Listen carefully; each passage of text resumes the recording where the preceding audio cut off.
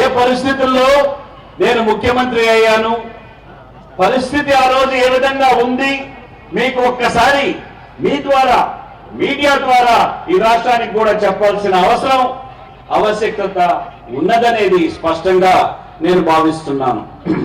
ఆర్థికంగా చూస్తే దగ్గర దగ్గర 9,000 కోట్ల పైచిలకు రాష్ట్ర ప్రభుత్వం ప్రజలకు చెల్లియాల్సిన డబ్బు చెల్లిలేని పరిస్థితి. దగ్గర దగ్గర 2008 నుంచి స్టూడెంట్లకు వారి స్కాలర్షిప్ లో బకాయిలు, మహిళలకు పావులా వడ్డీలో బకాయిలు, రైతులకు పావులా వడ్డీలో బకాయిలు, జలయజ్ఞంలో చేసిన పనులకు వారికి నిధులు రాలేదు. అదేవిధంగా వివిధ కార్యక్రమాలు, ప్రభుత్వ కార్యక్రమాలు చేసేదానికి నిధులు లేని పరిస్థితి. ఇటువంటి పరిస్థితిలో 9,000 కోట్ల రూపాయలు ప్రభుత్వం నుంచి ప్రజలకి చెల్లించాల్సిన పరిస్థితి. ఆ పరిస్థితిలో నేను ముఖ్యమంత్రి అయ్యాను. ఇదే రోజున 3 సంవత్సరాల ముందర ఆ రోజు మనకు వస్తున్న ఆర్థిక వనరులు 49,000 కోట్లు మాత్రమే. 49,000 కోట్ల నుంచి ఈ రోజు ఆర్థికంగా మనం దగ్గర దగ్గర 75,000 కోట్లకు ఆర్థిక పరిస్థితి తీసుకొని పోగలిగామంటే ఇది ప్రజల నుంచి పక్కదారి పడుతున్న నిధులు, మనకు ట్యాక్సెస్ రూపంలో రావాల్సిన నిధులు, వీటిని జమ చేయటం జరిగింది.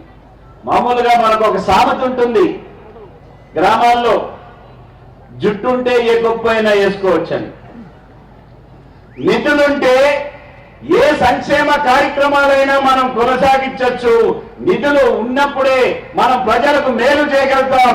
వారికి మేలు చేసేదే కాక సంక్షేమ కార్యక్రమాలు వారు చేరే విధంగా చేయగలుగుతామనే నమ్మకంతో ఈ నిధులను జాగ్రత్తగా చేసే పరిస్థితి తీసుకొని రావడం జరిగింది.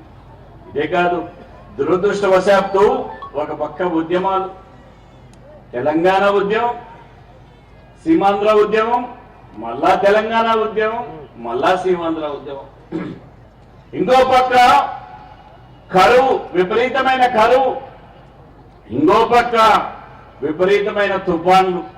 దురదృష్టవశాత్తు ఈ సంవత్సరం 3 తుఫాన్లు ఎక్కినా ఇప్పటికి 4వ తుఫాన్ వస్తా ఉందంటే ఈ 3 కంటే ఇంకా పెద్ద తుఫాన్ వస్తా ఉందంటున్నారు 2-3 రోజుల్లో. ఒక విచిత్రమైన పరిస్థితి. అక్కడేమో వరదల వల్ల లక్షల ఎకరాలు కొట్టుకొని పోతున్నాయి. ఇక్కడ వర్షం లేక లక్షల ఎకరాలు ఎండిపోతున్నాయి. ఒక పక్క సముద్రంలో 1000 టీఎంసీ నీరు కలిసిపోతా ఉంది. ఇంకో పక్క మనకు గుక్కడి మంచినీరు తాగేదానికి కూడా దొరకని పరిస్థితి మనకి ఈ పక్క ఉంది. 700-800 అడుగులు పోయినా 1000 అడుగులు పోయినా తాగేదానికి నీరు లేని పరిస్థితి మనకు ఉంది. ఇది ఏ విధంగా చేయాలనే ఉద్దేశంతోనే జలయజ్ఞం కార్యక్రమం పెద్ద ఎత్తున దాన్ని చేయటం జరిగింది. ఇవన్నీ కూడా ఒక్క రోజుతో లేక ఒక్క సంవత్సరంతో లేక 2-3 సంవత్సరాల్లో జరిగే కార్యక్రమాలు కావు. ఒక కార్యక్రమం తీసుకున్నప్పుడు అది పూర్తయ్యేదానికి ఎన్నో సంవత్సరాలు మనకు అవుతుంది. మనకు నాగార్జున సాగర్ దగ్గర దగ్గర 1955లో మొదలు పెడితే 2000 సంవత్సరానికి పూర్తయింది. 45 సంవత్సరాలు పట్టింది నాగార్జున సాగర్ పూర్తి చేసేదానికి. అదేవిధంగా శ్రీశైలం 1963లో మొదలైతే 1991లో పూర్తయింది. ఇంకా కొన్ని కార్యక్రమాలు జరుగుతున్నాయి. ఈ విధంగా అయితే మేలు కాదు. జలయజ్ఞంని మనం ప్రాతిపదిక మేరకు మనం పెట్టుకొని జాగ్రత్తగా ముందరకు తీసుకొని పోవాలి.